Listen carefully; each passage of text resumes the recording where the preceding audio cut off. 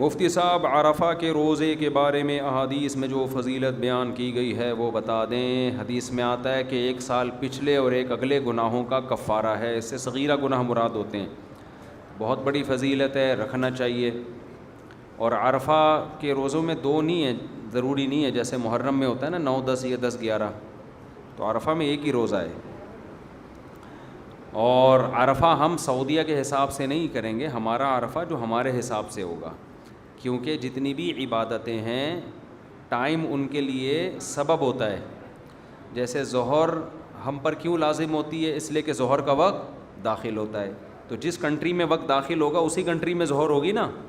یہ تو نہیں کہ سعودیہ میں ظہر کا وقت داخل ہو گیا تو ہم یہیں ظہر پڑھنا شروع کر دیں. تو عید الفطر جو یوم نحر ہے, قربانی کا دن, تو قربانی کا جو دن ہے جس کو یوم نحر کہا جاتا ہے وہ 10 ذی الحجہ ہے. تو 10 تاریخ ہوگی نا, تو اسی عرفہ کا دن 9 تاریخ کا دن کہلاتا ہے. جو ہماری 9 ہوگی تو ہم اس میں روزہ رکھیں گے, سعودیہ کے حساب سے نہیں چلیں گے ہم اس میں. سمجھتے ہو؟ لوگ کہتے ہیں بھائی وقوف عرفہ تو سعودیہ میں ہو رہا ہے نا, وہ تو ہمارے حساب سے 8 تاریخ کو ہوتا ہے وقوف عرفہ. پاکستان میں 8 ہوگی, وہاں کیا ہوگی 9 تاریخ ہوگی. تو ایسے تو یوم نحر بھی جو قربانی کا دن ہے سعودی عرب میں, جب یہاں 9 ہوگی تو وہاں 10 ہوگی. ابراہیم علیہ السلام نے تو وہاں کی 10 کے حساب سے قربانی کی تھی نا. تو بھائی ابراہیم علیہ السلام نے جب وہاں کی 10 کے حساب سے قربانی کی تھی تو اس کا مطلب 10 تاریخ متعین ہو گئی. اب جس ملک میں 10 تاریخ ہوگی اس تاریخ میں قربانی کا دن ہوگا. تو جس ملک میں عرفہ والی تاریخ آئے گی اس ملک میں عرفہ کا روزہ ہوگا. سمجھتے ہو؟ ویسے بھی یہ اتنی اللاجیکل سی بات ہے کہ آپ سعودیہ کے حساب سے عرفہ منائیں کہ وقوف عرفہ سعودی عرب میں جب شروع ہوتا ہے نا, تو جو ممالک سعودیہ سے 12 گھنٹے پیچھے ہیں ان میں تو عرفہ کا دن ہی شروع نہیں ہوتا. وہ جب ان کا عرفہ کا ٹائم شروع ہوگا تو ہو سکتا ہے سعودیہ میں وقوف عرفہ کا ٹائم ختم ہو چکا ہوگا. تو وہ کیا کریں گے؟ اس لیے عرفہ جس دن عرفہ کا وقوف ہے اس وقوف کا اعتبار نہیں کرنا, اس ڈیٹ کا اعتبار کرنا ہے کہ 9 تاریخ ہونی چاہیے. تو ہمارے ملک کے لحاظ سے جو 9 تاریخ ہوگی ہم اس میں ہم اس میں عرفہ کا روزہ رکھیں گے. سمجھتے ہو گے نہیں سمجھتے؟ مشینی ذبیحہ کا حکم بیان فرما دیں. حدیث میں کہاں ہے جانور کو لٹا کر ذبح کرنا؟ جانور کو لٹا کے ذبح کرنا حدیث میں نہیں ہے, لہذا ہم بھی نہیں کہتے کہ جانور کو لٹا کے ذبح کرنا ضروری ہے. کھڑے کھڑے بھی ذبح کر دو گے ہو جائے گا, لیکن ذبح کرنا ضروری ہے اپنے ہاتھ سے. مشینی ذبح میں مشین کر رہی ہوتی ہے, آپ تھوڑی کر رہے ہوتے ہو. سمجھتے ہو؟ اور اس پر آپ نام لوگے ذبح کرتے ہوئے. تو ذبح کرنے کی ڈیفینیشن یہ ہے کہ چھری چلا رہے ہو یا تیر پھینک رہے ہو, جیسے شکار میں تیر پھینکا جاتا ہے. تو اس لیے مشین کو بٹن دبا دیا اور مشین بلیڈ کے ذریعے ذبح کر رہی ہے, وہ حرام ہے, بالکل جائز نہیں ہے. کیونکہ اس میں جن کیفیات کے ساتھ گوشت کھانے کی اجازت دی گئی ہے ہم اسی پر اکتفا کریں گے. اس کے اگینسٹ کوئی جائے گا تو حدیث کا اس سے مطالبہ کیا جائے گا. سمجھتے ہو؟ بعض دفعہ ایک آدمی دعویٰ کر کے ہم سے دلیل مانگ رہا ہوتا ہے, دعویٰ خود کر رہا ہوتا ہے, دلیل کس سے مانگ رہا ہوتا ہے؟ ہم سے مانگ رہا ہوتا ہے. یہ ایسا ہی ہے. میں نے ان سے, بھائی کوئٹہ سے آئے, ناراض نہیں ہونا, مثال دے رہا ہوں. میں نے کہا کہ انہوں نے 2 لاکھ روپے میرے کھائے ہیں, ایک مثال دے رہا ہوں, کھائے نہیں ہیں. اب یہ کہہ رہے ہیں دلیل پیش کرو, تو میرے ذمے دلیل ہے نا. میں کہتا ہوں تم دلیل دو کہ تم نے نہیں کھائے ہیں, تو یہ بےہودہ بات ہوگی نا.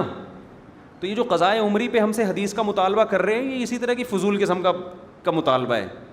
کہتے ہیں قضائے عمری حدیث سے ثابت ہے, دکھاؤ. ہم کہتے ہیں حدیث سے یہ ثابت ہے جب بھی نماز قضا ہوئی ہے توبہ استغفار بھی کیا گیا اور نماز کو بھی پڑھا گیا ہے. اسلام لانے کے بعد نماز قضا ہو اور قضا پڑھے بغیر آپ کے ذمے سے ساقط ہو جائے, اس کی کوئی دلیل قرآن و حدیث سے دکھاؤ. سمجھ میں آ رہی ہے بات کہ نہیں آ رہی ہے؟ اب وہ نماز 4 بھی ہو سکتی ہے, 5 بھی ہو سکتی ہیں, 10 سال بھی ہو سکتی ہیں, 20 سال بھی ہو سکتی ہیں, تو پڑھنی پڑیں گی آپ کو وہ.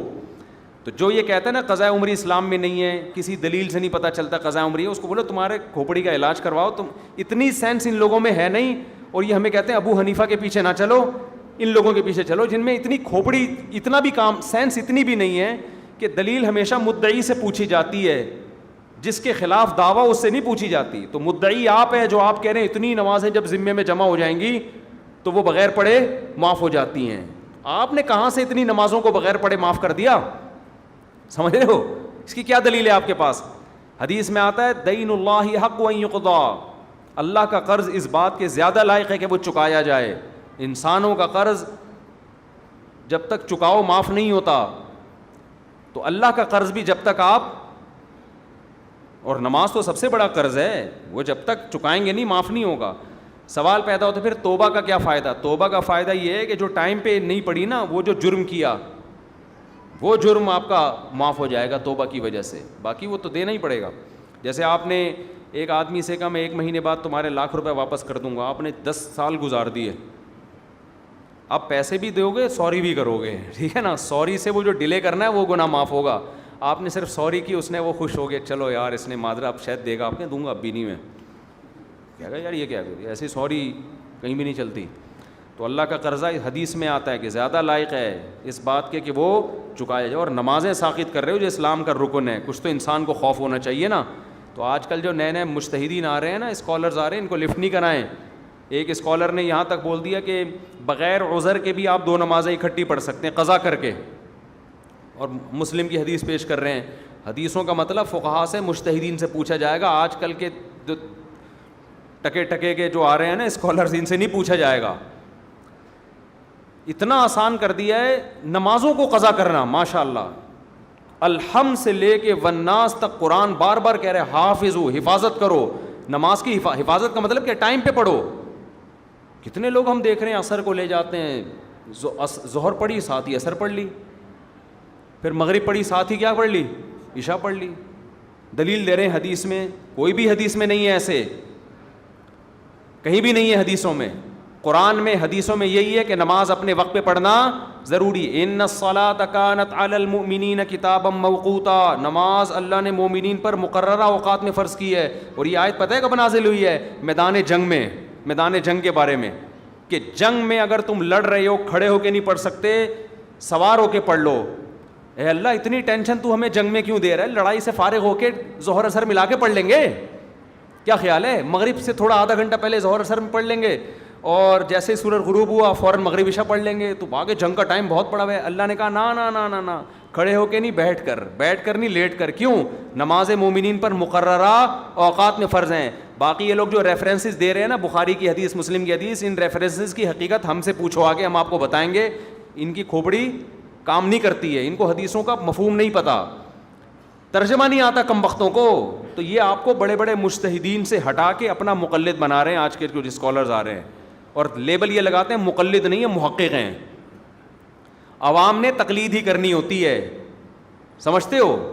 وہ پھر کیا ہوگی کہ ان کو چھوڑ دے گی بڑوں کو، اور آج کل کے 15ویں صدی کے اسکالرز کی تقلید شروع کر دے گی، اور لیبل لگا کے محقق ہیں. محقق نہیں ہیں آپ. تو ریفرنسز ہوتے ہیں، وہ حدیث میں آتا ہے کہ نبی نے 2 نمازیں اکٹھی پڑھی ہیں بغیر کسی عذر کے، بغیر کسی خوف کے، بغیر کسی مطر کے، تاکہ امت حرج میں نہ پڑے. ان حدیثوں کا ہم سے پوچھو تو ہم آپ کو بتائیں گے انشاءاللہ. باقی آپ کہیں ابھی بتا دیں تو ابھی بتاؤں گا. ایک تو بیان لمبا ہو جائے گا، لوگ یہ سننے کے لیے بیٹھے نہیں ہیں. پھر لوگ کہتے ہیں کہ پھر ریکارڈ کروا دیں. ریکارڈنگ میں یہ ہوتا ہے، ریکارڈ کروا کے جب تک اسکالر کا نام نہ ڈالو نا کہ اس نے یہ کہا ہے اس کا جواب یہ، وہ اسکالر پروموٹ ہو جاتا ہے. وہ چاہتا ہی یہی ہے کہ لوگ میرا نام لیں اور میرے خلاف نام لے کے رد کریں، اور پھر وہ غلط جواب دیتے ہیں آگے سے، پھر میں اس کا جواب دوں گا، پھر وہ غلط جواب، پھر ہم اس کا ایک تماشا یوٹیوب پہ سلسلہ چل نکلتا ہے. تو اس لیے چاروں ائمہ کا اتفاق ہے کہ آپ مقام پہ 2 نمازیں اکٹھی بولو نہیں پڑھ سکتے. سفر میں بعض ائمہ اس کے قائل ہیں کہ اکٹھی پڑھ سکتے ہیں، امام حنیفہ اس کے قائل ہیں سفر میں بھی نہیں پڑھ سکتے. وجہ اس کی ہے، وہ یہ کہتے ہیں جیسے حدیث میں آتا ہے کہ نبی صلی اللہ علیہ وسلم نے بغیر عذر کے، بغیر بارش کے 2 نمازیں اکٹھی پڑھی ہیں. تو یہاں اکٹھی کا مطلب کیا ہے؟ ظہر کو ڈیلے کیا آخر وقت تک، ظہر جیسے ہی ختم ہوئی عصر کا وقت داخل ہو کے عصر پڑھ لی. اکٹھی کا یہ مطلب ہے. تو سفر میں جو 2 نمازیں اکٹھی آتی ہیں ان کا بھی یہی مطلب ہے. میں سمجھا پا رہا ہوں اپنی بات؟ وجہ کیا ہے کہ قرآن اتنی وضاحت سے بار بار کہہ رہا ہے کہ میدان جنگ میں بھی نمازیں ٹائم پہ ہوں گی. میدان جنگ سے بڑا کوئی عذر نہیں ہوتا سمجھ نماز چھوڑنے کے لیے، وہاں قضا کرنے کی اجازت نہیں دے رہا. تو عام سفر میں قضا کرنے کی اجازت کیا دے گا؟ بہرحال سفر میں مسئلہ اختلافی ہے، وہ ہم بھی مانتے ہیں اختلافی ہیں، اور اس میں دوسرے ائمہ کے بھی دلائل ہیں, لیکن امام حنیفہ کے دلائل بھی بہت مضبوط ہیں. اور لیکن حضر میں تو کوئی بھی قائل نہیں ہے کہ آپ نماز قضا کر کے دوسرے ٹائم پہ پڑھ لو, سمجھتے ہو؟ تو نمازیں قضا کرنے کی اجازت نہیں. اسلام میں نماز قضا کرنے سے بڑا گناہ کوئی ہے نہیں. نماز آپ کے باپ کو بھی ٹائم پہ پڑھنی پڑے گی. اور آج کے اسکالرس کی اندھی تقلید میں آپ نے بخاری مسلم کے حوالوں سے متاثر ہو کے نمازیں قضا کر دیں, تو یاد رکھو اللہ نے جتنے اہتمام سے نماز کی حفاظت کا حکم دیا ہے نا, اتنے اہتمام سے کسی اور کا نہیں. اللہ کہے گا کہ ایک طرف یہ 15ویں صدی کا اسکالر تھا جو انگلش کے 2-4 الفاظ یاد کر کے کلپ بنا کے بیٹھا ہوا ہے, ایک طرف الحمد سے لے کے والناس تک تو جب بھی قرآن پڑھے گا تجھے یہی ملے گا, اپنی نمازوں کی حفاظت کرتے ہیں. تو حفاظت کا مطلب تجھے نہیں پتا تھا کیا ہوتا ہے؟ حفاظت کا مطلب یہ ہے کہ ظہر کو عصر میں لے جا کے پڑھ لو اور مغرب کو عشاء میں. یہ حفاظت ہو رہی ہے, اس کو حفاظت کہتے ہیں. اتنی سینس نہیں تھی تم میں. تو نمازیں ٹائم پہ. یہ شیعہ حضرات کا مسلک ہے کہ 2 نمازیں اکٹھی پڑھتے ہیں وہ, تو ان کے مسلک کو انہی کو رہنے دو, وہ اللہ وہ جانے. آپ اہل سنت والجماعت ہو, تو اہل سنت والجماعت کے یہاں ہر نماز اپنے ٹائم پہ, 5 نمازوں کا مطلب اپنے اپنے ٹائم پہ ہیں. یہ سمجھ رہے ہو؟ اپنے اپنے ٹائم سے ڈیلے کرنے کی اجازت نہیں ہے آپ کو ان کو. ہاں کبھی شرعی عذر ہو تو مجبوری میں یہ کر سکتے ہیں کہ ظہر کو اتنا ڈیلے کیا کہ آپ نے ظہر جیسے ہی پڑھی تھوڑی دیر میں عصر کا وقت داخل ہو گیا, تاکہ آپ, یہ مجبوری میں جائز ہے. مغرب کو ڈیلے کیا, عشاء سے تھوڑی دیر پہلے پڑھ لی, اور جیسے ہی عشاء کا وقت داخل ہوا فوراً کیا پڑھ لی؟ عشاء. یہ صحابہ سے بھی ثابت ہے, نبی صلی اللہ علیہ وسلم سے بھی ثابت ہے. اس طرح سے جمع کرنا ہے بے غبار طریقے سے. باقی جتنی نماز جو حدیثیں 2 نمازیں اکٹھی کرنے کے بارے میں آتی ہیں, یا قرآن کے مقابلے میں یا تو وہ صحیح نہیں ہے یا صریح نہیں ہے. صریح کا مطلب ان سے وہ مفہوم واضح نہیں ہے, اور اگر مفہوم واضح ہے تو سند پہ کلام ہے ان کی, سمجھ رہے ہو؟ صحیح نہیں ہے یا پھر صریح نہیں ہے. یہ ٹرم یاد رکھ لیں. بعض دفعہ حدیث صحیح ہوتی ہے مگر جو معنی آپ اس سے لے رہے ہوتے ہیں اس میں اس کی وضاحت نہیں ہوتی. اس کو کہتے ہیں صحیح تو ہے, صریح نہیں ہے. اور بعض دفعہ صریح ہوتی ہے, صاف پتہ چل رہا ہے کہ نماز قضا کر کے, مغرب کی نماز قضا کر کے عشاء میں پڑھی ہے, تو ایسی حدیثیں صحیح ہے, صریح تو ہیں مگر صحیح نہیں ہے, ان کی سند پہ کلام ہے. اور قرآن کیا ہے؟ متواتر, الحمد سے لے کے والناس تک, جو بار بار کہہ رہے نماز ٹائم پہ ٹائم پہ ٹائم پہ. تو امام حنیفہ کا موقف یہ ہے کہ اتنے متواتر دلائل کے مقابلے میں ایسے کمزور دلیل کی بیس پر نمازوں کو قضا کرنے کی اجازت نہیں دی جائے گی. سمجھتے ہو گے نہیں سمجھتے؟ مفتی صاحب عرفہ کا مفتی صاحب مشینی ذبیحہ بتا دیا. مشینی ذبیحہ جائز نہیں ہے بھائی, جانور کو ذبح کرنا پڑے گا, اس پہ اللہ کا نام لینا پڑے گا. مشین میں بٹن دبا کے اللہ کا نام لے لیا ہول سیل کے حساب سے, ایسا نہیں ہوتا. حج کی فضیلت, اور بعض لوگ کہتے ہیں مجبوری میں ہم یورپ میں امریکہ میں رہتے ہیں, ایکچولی مجبوری ہے. تو گوشت کھانا کوئی مجبوری نہیں ہے. اسلام جو آپ کو مجبوری میں حرام کی اجازت دیتا ہے وہ جب ہے جب آپ مرنے لگو. تو جب آپ خدا نخواستہ یورپ امریکہ میں مرنے لگو, اول تو وہاں اتنی آرام سے مرنے نہیں دیتے آپ کو, وہاں تو پولیس کی طرف سے پابندی ہے مرنے پر کہ جب سب کچھ مل رہا ہے تو مرا کیوں؟ صحیح ہے نا, تیرا علاج فری ہے. آپ کہیں فٹ پاتھ پہ پڑے ہوئے ہو, آپ کو کوئی ٹرسٹ اٹھا کے لے جائے گا ہسپتال میں. ہمارے یہاں تو فٹ پاتھ پہ بندہ پڑا ہو, لوگ ٹاپ کے جا رہے ہوں گے, اس کے اوپر سے ٹاپ کے جا رہے ہوں گے, پھر ایک ٹھڈا مارے گا تھوڑا سائڈ پہ ہو جائے یار, یہ نہیں دیکھیں گے یہ مرا پڑا ہوا کیوں ہے, اس کی مجبوری کیا ہے. تو وہاں ایسا نہیں ہوتا. تو خیر اگر خدا نخواستہ کوئی مرنے لگے تو پھر تو سور کھانے کی بھی اجازت ہے, پھر مشینیں ذبیحہ کی بھی اجازت ہے. وہاں ایسے اس لیے بیس پہ تھوڑی کھا رہے ہیں, وہاں تو یہ کہ ایکچولی مہمان آئے ہوئے ہیں, چکن اب یہی مل رہی ہے, تو ایکچولی کیا مجبوری میں کیا ہے, کھا لو. مردار ہے. باقی لوگ کہتے ہیں اختلافی مسئلہ ہے, بہت سے علماء اس کو جائز سمجھتے ہیں. تو آج ہر مسئلہ اختلافی ہے.